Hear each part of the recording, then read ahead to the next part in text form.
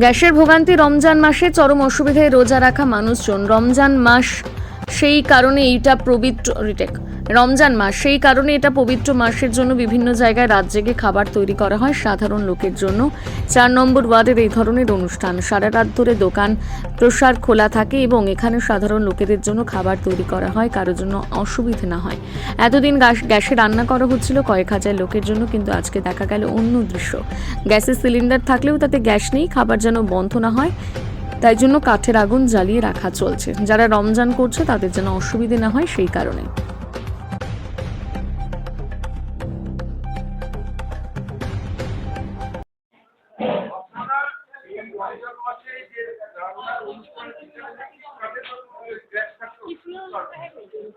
কারণ হচ্ছে কি এখানে এখন আমাদের রমজান মাস চলছে, কিন্তু এই রমজান মাসে আমরা খুব আনন্দ ছিলাম কি আমরা সব মিলে এখানে আনন্দ করে ইফতার করব বা সেহরিতে আয়োজন করা হয়েছে। কিন্তু এর মধ্যে একটা ব্যাড নিউজ হয়েছে কি আমাদের গ্যাসের সিলিন্ডার যে আছে সারা ভারতে 60 টাকা এক্সট্রা করে দিয়েছে।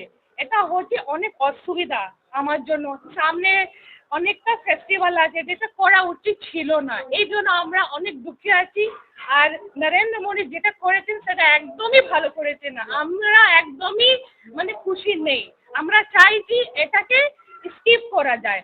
তারপর আমরা কষ্ট করার পরও এখনো আমাদের সেহরিটা আয়োজন হচ্ছে, এখানে আপনি দেখতে পাবেন, কিন্তু আমরা কোনোটাই হয়েছি না। কিন্তু আমি চাইছি এটা এখন যেটা হয়েছে সেটা হওয়াটা উচিত ছিল না। আমি রিকোয়েস্ট করছি, একদমই পাচ্ছি না। আমি 12 দিন আগে গ্যাস বুকিং করেছি কিন্তু এখনো পাচ্ছি না। আমি আমার রিলেটিভ একদিনে ও ইফতার পাঠাচ্ছে, একদিন ও সেহরি দিচ্ছে।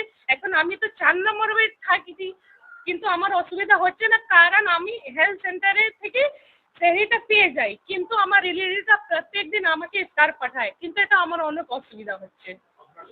খুশবু নিশা। আজকে দেখতে পাচ্ছি আপনাদের এখানে গ্যাস থাকা সত্ত্বেও যে রমজান মাসের যে রান্না সেখানে যে কাঠ জ্বালিয়ে করা হচ্ছে, এই কষ্টের ভেতর কি কারণে? দেখুন, হঠাৎ হঠাৎ মোদী সরকারের মাথায় কি চাপে উনি গ্যাসের দাম বাড়িয়ে দেন, তেলের দাম বাড়িয়ে দেন।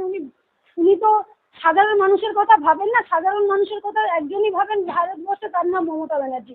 আজকে এই রমজান মাসে আমাদের সেহরি রান্না হয়, এখান থেকে সাধারণ মানুষকে আমরা সেহরি বিতরণ করি।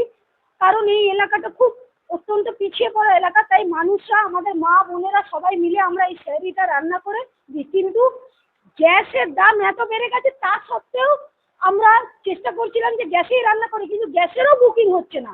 হঠাৎ মোদী সরকারের মনে হলো এই রমজান মাসে গ্যাসের দাম বাড়িয়ে দেওয়া, বুকিং করলে বুকিং নিচ্ছে না। কিন্তু আমাদের তো সেহরিটা সাধারণ মানুষের হাতে তুলে দিতে হবে, তাই আমরা কাঠ জ্বালিয়ে রান্না করছি। এবং সামনে রামনবমী আছে, পয়লা বৈশাখ আছে, ঈদ আছে, কারোর কথা উনি ভাবেন না। উনি ভারতবর্ষে শুধু দুজন পুঁজিপতির কথা ভাবেন আর নিজেদের কথা ভাবেন, বড় লোকেদের কথা। গরিব সাধারণ মানুষের কথা ভাববার মতো ওনার কাছে সত্যি সময় নেই। কিন্তু যিনি সবসময় রাস্তায় সাধারণ মানুষের কথা ভাবেন, যিনি ধর্নায় বসেন সাধারণ মানুষের সাথে, SIR এ যাদের নাম বাদ গেছে তাদের হকের জন্য যিনি লড়াই করছে, তার নাম মমতা ব্যানার্জি। কিন্তু আজকে দেখুন, আমরা এই রোজার দিনগুলোতে যাতে সাধারণ মানুষের হাতে আমরা ঠিকমতো সেহরি তুলে দিতে পারি, আমাদের কাউন্সিলর শাকির আলী থেকে নিয়ে আমাদের এই বিশ্ব যুব ক্লাবের প্রত্যেকটা মহিলারা তারা ভাগ করে নিয়েছে যে কবে কোন দিন এসে তারা কেউ লুচি বেলছে, কেউ লুচি ভাজছে, কেউ রান্না করছে। আজকে যারা একটু বয়স্ক আছে তারা আজ থেকে কাঠে রান্না আরম্ভ করেছে, কারণ আমরা যারা নতুন প্রজন্ম আমরা তো গ্যাসে রান্না করে অভ্যস্ত। তাই তারা এসে বলছে আমরা রান্না করবো, কি করবো। আবার সেই উনুনের দিন চলে এলো, গ্যাসটা সুন্দর করে সাজিয়ে মিউজিয়ামে রেখে দেবো। মোদী বাবু যে মিউজিয়াম বানিয়েছে, সেই মিউজিয়ামে উজালা গ্যাস আর উজালা ওই গ্যাসের সিরিয়াগুলো রেখে দেবো, স্টোভগুলো, আর আমরা আবার কাঠে রান্না করবো। গভর্নমেন্ট যেটা বলছে মধ্যপ্রাচ্যে যুদ্ধের জেরেই জ্বালানি কম, সেই কারণেই যখন মনমোহন সিং এর সরকার ছিল 400 টাকায় আমরা সিলিন্ডার পেয়েছিলাম, তখন তো ওনারা খুব চেঁচাতেন। কিন্তু 2014 আজকে দিন থেকে নিয়ে আজ পর্যন্ত দেখুন গ্যাসের দাম কোথা থেকে কোথায় এসে গেছে। কিন্তু সাধারণ মানুষের কাছে চাকরি নেই, আজকে দিনের জায়গায় দুর্দিন আছে। না, ওদের বক্তব্য হচ্ছে যে যুদ্ধ লেগেছে মধ্যপ্রাচ্যে, জ্বালানির অভাবের জন্যই এই তেল বা গ্যাস কিছু দিতে দেরি হচ্ছে, সেই জন্য শুনুন, এগুলো হচ্ছে ইন্টারন্যাশনাল ইস্যু এবং এটা সেখানকার যিনি মন্ত্রী তিনি ঠিক করবেন, কিন্তু তার জন্য তো উনি অন্যান্য রাজনৈতিক দলের সাথে ডিসকাস করবেন। উনি কি আমাদের মুখ্যমন্ত্রীর সাথে ডিসকাস করেছেন? উনি কি অন্য কোনো রাজ্যের এই বিষয়গুলো নিয়ে এগুলো ওনার আগে ভাবা উচিত ছিল। কিন্তু যে উনি আজ যুদ্ধের কথা উনি বলছেন, কিন্তু 2014 সাল থেকে যে উনি গ্যাস আর তেলের দাম বাড়িয়েছে তখন তো যুদ্ধ ছিল না। এটা একটা ভাওতা। আর উনি যে এত বিদেশ ঘুরে বেড়াচ্ছেন তাতে কিছু হচ্ছে না। আপনার নাম? আমি অপরূপা পোদ্দার, এই ওয়ার্ডের প্রাক্তন কাউন্সিলর, ভাইস চেয়ারম্যান এবং প্রাক্তন সাংসদ।